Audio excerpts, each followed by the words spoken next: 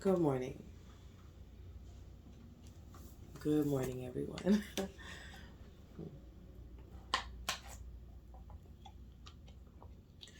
I feel like this is a topic that's been a long time coming, like it's been long overdue, like it's been a pink elephant in the room for me of a topic. For the fact that before it was such a popular topic, it was something I wrote about frequent.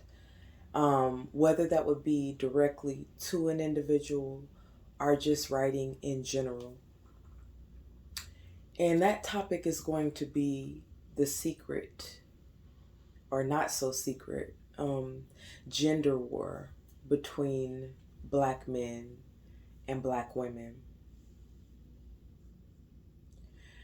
I have some things to do today, but quite possibly later today, I wanted to drop back in and share some of my works and some of my writing from back in the day on this topic, way, way before it was ever being gauged as a legitimate topic um, of interest. Um, so I come from a day where certain conversations would never even be had amongst black women.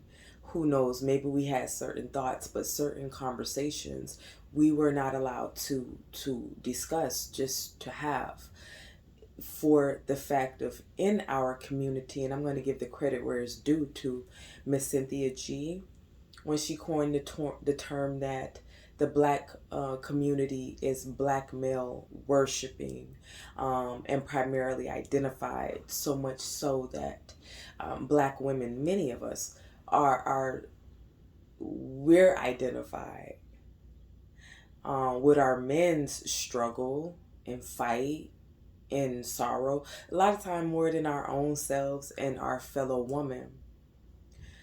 And so a lot of the manifestations of what we're seeing today, I never thought I would be alive to see. And a lot of these changes are by force. Okay, women have been forced to analyze, and then you have the different content creators on YouTube, but also across the board, of black women that are coming forward, teaching and telling their stories and their truths and experience with these men, right? And the way that I want to talk about the discussion is not taking no sides, but just speaking all facts here. And for a long time, and before it was commonplace to speak on these topics, I feel like our men, to other communities of women and men of non-color, were projecting themselves onto us and making us, they were scapegoating us, right? And as of recent, I went out to a restaurant with a young man, and I do use that term very loosely. And I noticed that this is just a little off topic point to tie right into what I'm saying. And I noticed that the waitress came over and she gave all of her attention to me. She stood closer to me. Her body language was toward me. And I come from a time and place, and I've worked customer service and hospitality in many restaurants. This has never happened to me. And the attention and the focus was always put onto the man. He's the breadwinner, whatever. What I think that tied into that day is that the commonality, and the more our experiences are becoming common knowledge, and that we're recording these things and documenting our realities that have been this way for such a long time, but we're just now getting to put a voice to it, and it's becoming more common knowledge. And the true problem is being put in its place, and people can now see. Maybe it took for us to air our dirty laundry out here, who it really was all the while.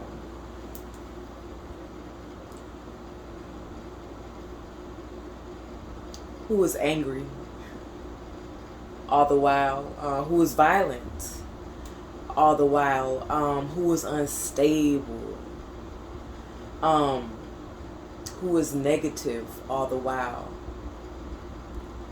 who was defeated all the while, competing with his woman, all the while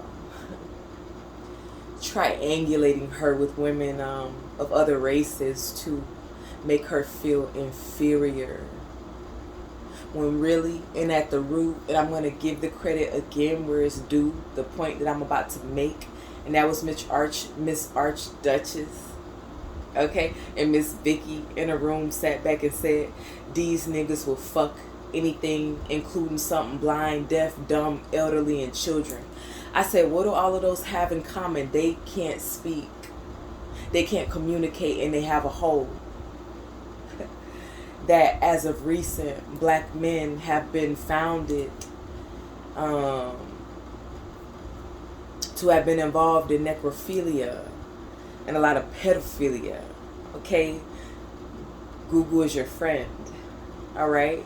As are YouTube and different social networks. A lot of their dirty laundry is being aired, and the core character and values have been exposed. The degeneracy, the envy of his woman and child, the competition